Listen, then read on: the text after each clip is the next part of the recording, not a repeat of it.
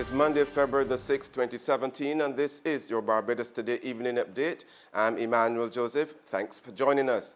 Topping the news at this hour, changes are coming for the controversial private-based haulers program.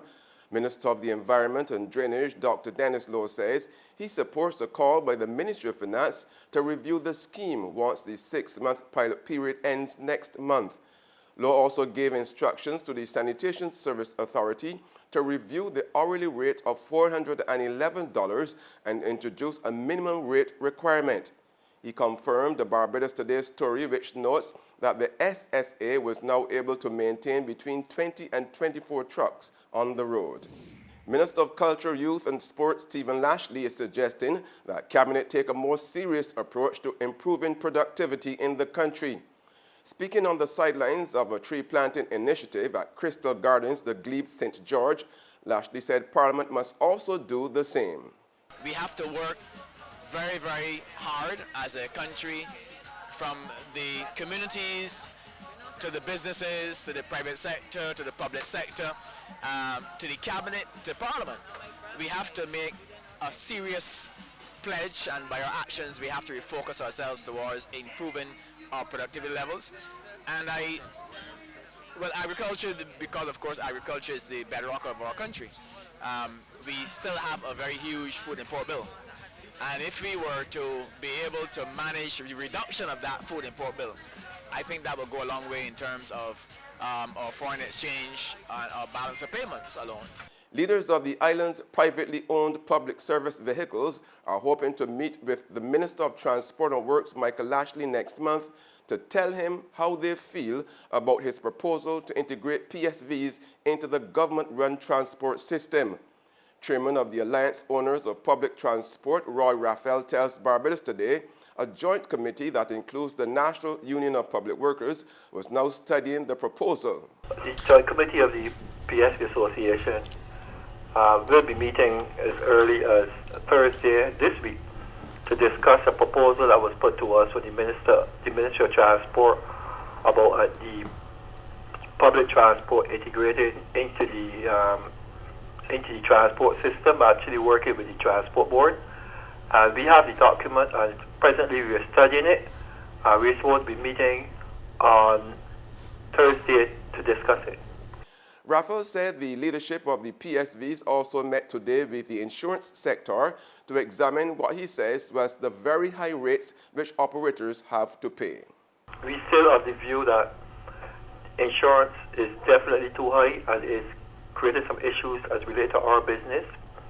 We are saying that cheap insurance, the most expensive insurance you can get on the market will be between $15,000 to $17,000. We generally had a meeting with them, and when we meet, we discussed the high insurance rate. We looked at the GPS system, where PSVs having the GPS system installed in their vehicles, it may also be able to bring down the rate. But we in general support the GPS system across the board. We are trying to ask the Ministry of Transport to have it as a legislation where all PSVs in Barbados will be equipped with GPS systems that they can be monitored on our public roads of Barbados. The first supply of canes arrived at Port Vale this afternoon from Carrington as the 2017 harvest got going. A check with Port Vale, the only factory in operation, revealed that at least 2 loads of canes were received. A senior management official said the supply of canes was slowly arriving because of financial considerations. He expects that the supply would pick up as the week progressed. Earlier, General Manager of the Barbados Agricultural Management Company, Leslie Paris, told Barbados Today grinding would start on Wednesday. Paris said the factory has to build up its inventory first before grinding started. This year's crop is projected to yield about 12,000 tons of sugar, more than double last year's output. In sport, Russia will miss this summer's World Champions after athletics governing body voted to extend their suspension from international competition for state-sponsored doping. However, some Russians may be able to compete under a neutral banner if they can satisfy testing criteria. Russia was suspended by the IAAF in November 2015, meaning athletes missed the Rio Olympics last year. There's regional and international news after this short break.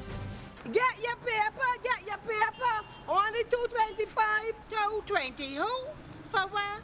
That's the Bear Stare News. I don't read about that from Barbados today since last night. That can't only can't do. 220. Who? The Barbados Today, news you can trust.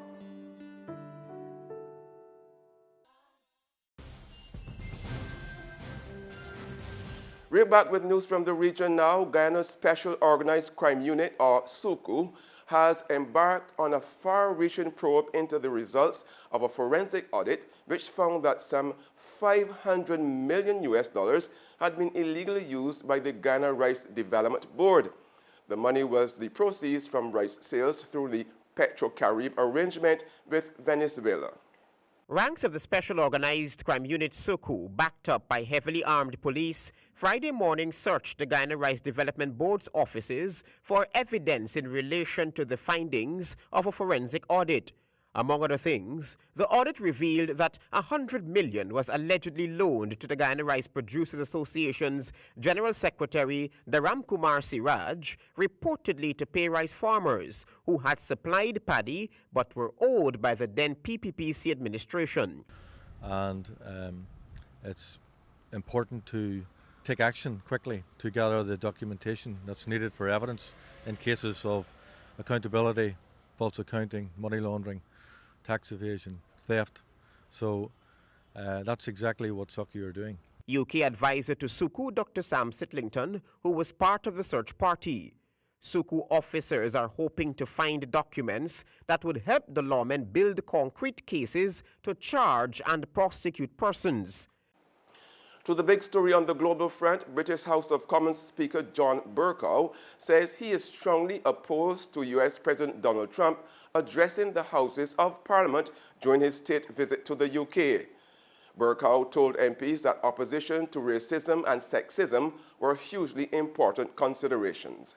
We value our relationship with the United States.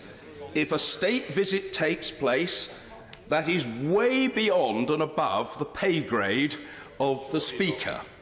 However, as far as this place is concerned, I feel very strongly that our opposition to racism and to sexism and our support for equality before the law and an independent judiciary are hugely important considerations in the House of Commons. And finally, more international news. An inquiry examining institutional sex abuse in Australia has heard 7% of the nation's Catholic priests allegedly abused children between 1950 and 2010. In one religious order, over 40% of church figures were accused of abuse. The Royal Commission into the Institutional Responses to Child Abuse was told that over 4,440 people claim to have been victims between 1980 and 2015. That's news and sports, but for the very latest, visit our website at www.barbadostoday.bb. Also subscribe to our e-paper, email updates, and like us on Facebook.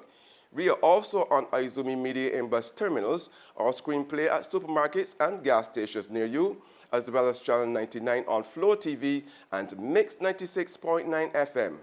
I'm Emmanuel Joseph. Have a fantastic evening.